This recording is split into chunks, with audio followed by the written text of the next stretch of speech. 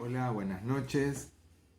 El último martes de este año en el cual voy a compartir un mensaje por medio de este video. Hemos compartido muchos temas, todos hablando sobre la sanidad espiritual de cada una de nuestras vidas. Y en este último tiempo hablamos sobre la evangelización personal. Y estamos viendo barreras que podemos tener que quizás quisieran impedir que pudiéramos extender la evangelización y la palabra. Hoy quiero hablarles sobre la sociedad. ¿Coloca barreras? Quiero que lean en sus Biblias, en la carta del apóstol Pablo a la iglesia de Roma, Romanos 8:37, que dice así: Antes, en todas estas cosas, somos más que vencedores por medio de aquel que nos amó. Nosotros estuvimos viendo barreras como la del último martes sobre el idioma, barreras sobre lo religioso. Y también hoy quiero compartirles que la sociedad está organizada de distintas maneras, dependiendo del lugar donde cada una de estas sociedades se desarrolla. Pero a pesar de que conviven en distintos países o en distintos lugares, muchas son similares en su forma de cómo se desarrollan. La forma en que actúan, algunos grupos, por ejemplo, constituyen o pueden constituir una barrera en la evangelización personal.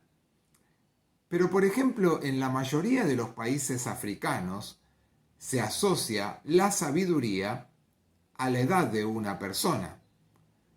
Cuanto más anciana es la persona, esa persona es considerada más sabia. Lo mismo sucede en la parte oriental, por ejemplo, en Japón o en China, sociedades donde la persona anciana es valorada, muchas veces venerada por la sociedad en la cual ellos conviven. Ahora, en la mayoría de esos países, que por lo tanto una persona joven le hable, por ejemplo, como en África, a una persona mayor sobre el tema de la fe, no es bien visto, es considerado muchas veces incorrecto. Por lo tanto, para poder hacerlo, los jóvenes necesitan de no tener miedo y de jugarse por lo que creen y lo que quieren hablarles o compartirles, por ejemplo, a las personas mayores.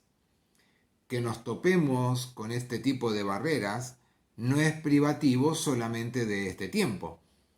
Pues Jesús mismo, por ejemplo, si cada uno de nosotros buscamos en nuestras Biblias, también enfrentó distintos tipos de barreras, y no solo él, sino también otros personajes bíblicos con los cuales compartiremos en esta noche. Por ejemplo, Jesús, a los 12 años, con los doctores de la ley, se tuvo que sentar en medio de ellos, exponerles y conversarle sobre distintos temas de doctrina en ese momento, sobre distintos temas religiosos, que ellos quedaron admirados y sorprendidos de ver, de escuchar tanta sabiduría de un muchacho tan joven.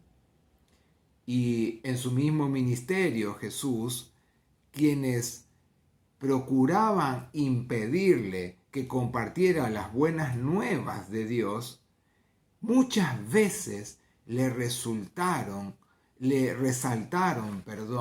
la condición humilde de la cual él formaba parte, que él era como de un grupo muy pobre, y esto se lo resaltaban permanentemente. ¿Se acuerdan el pasaje bíblico donde dice: ¿no es este el hijo de José el carpintero?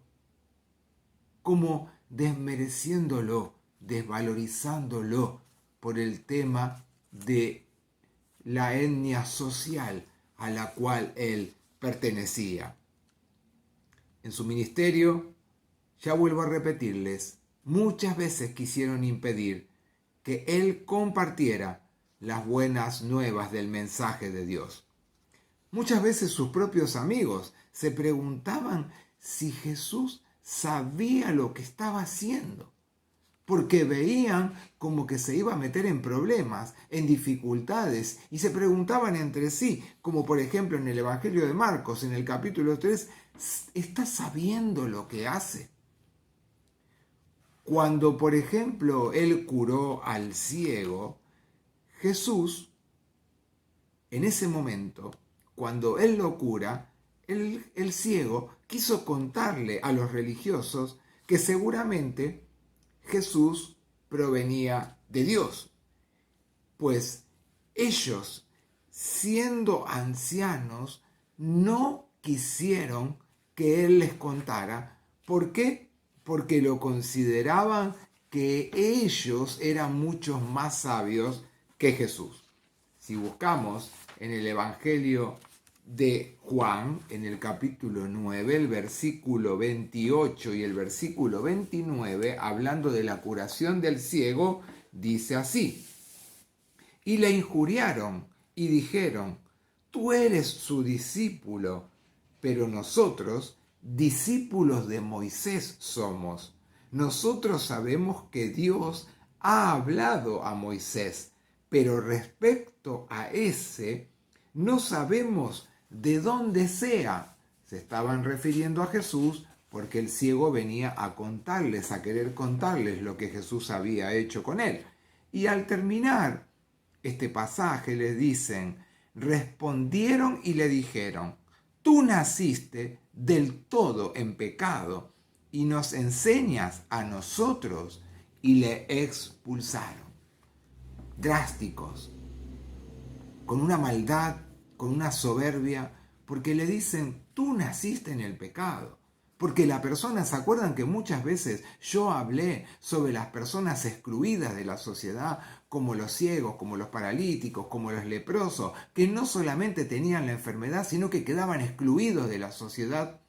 Tú naciste en pecado. Ser ciego, ser leproso, era ser pecador.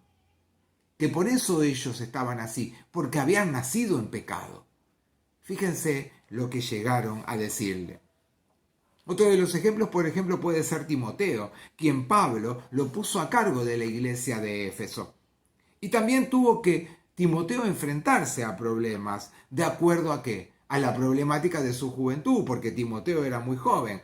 Por lo cual, Pablo, cuando lo impulsa para que él sea el que lidere la iglesia en Éfeso, no solo le escribe a Timoteo, sino que lo estimula y le ordenó ante el Señor y ante los santos ángeles le dice que aceptara la responsabilidad que se le había dado de parte de Dios. Fíjense, lo estimula a seguir hacia adelante. Lo estimula a que nadie, como también dice el pasaje, nadie tenga en poco tu juventud. A veces podemos encontrarnos de dos maneras distintas.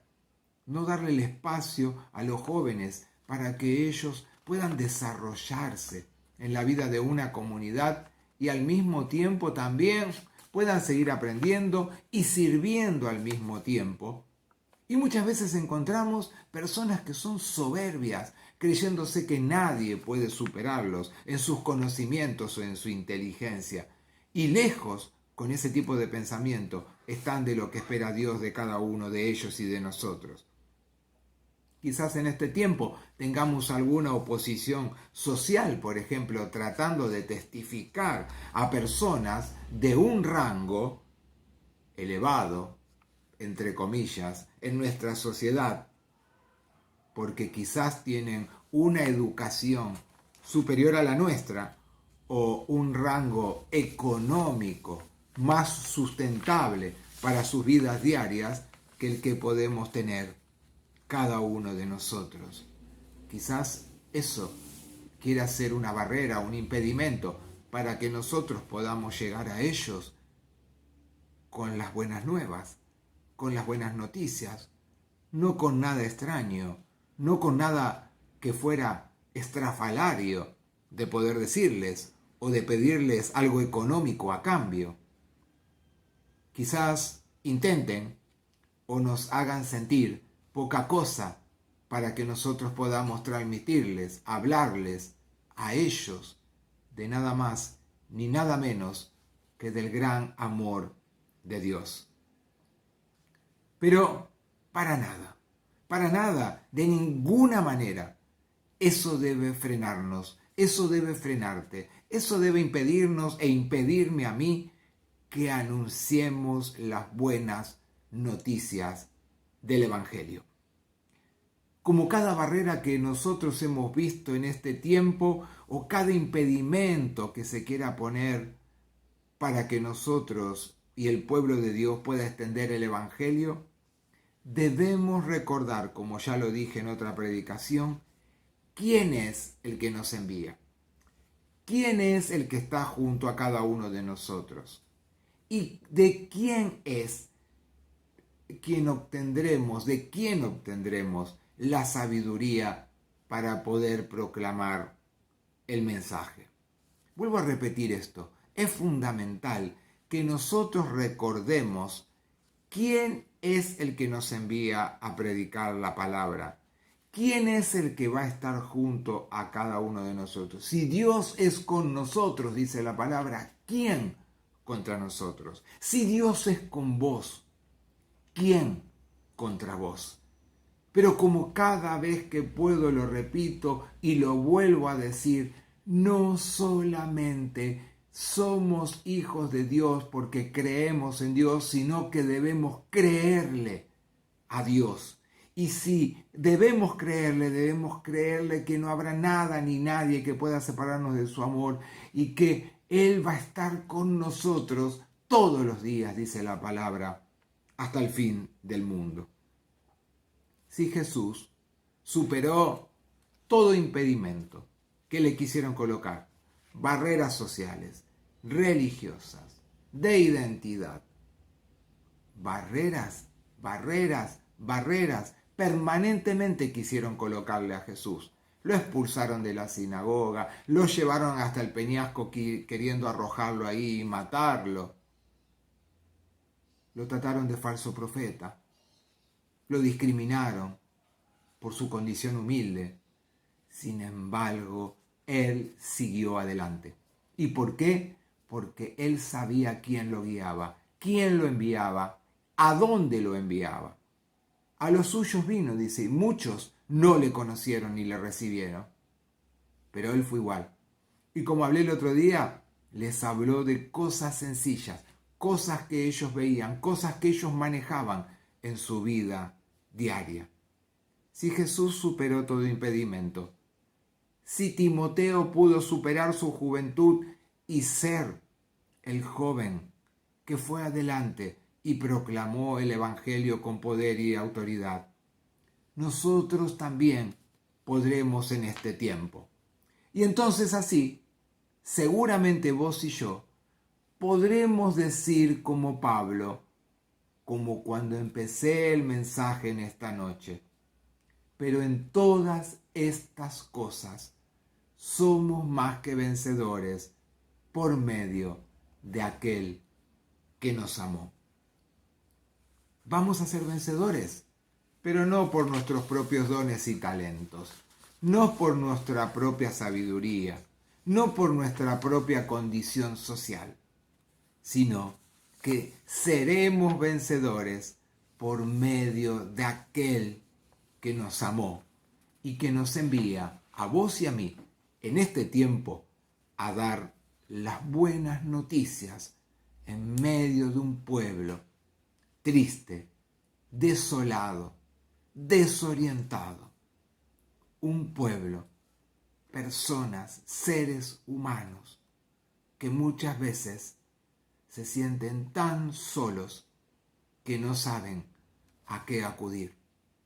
Es tu tiempo, es mi tiempo, es tiempo del pueblo de Dios de no callar y de dar el buen mensaje del gran amor de Dios para todos.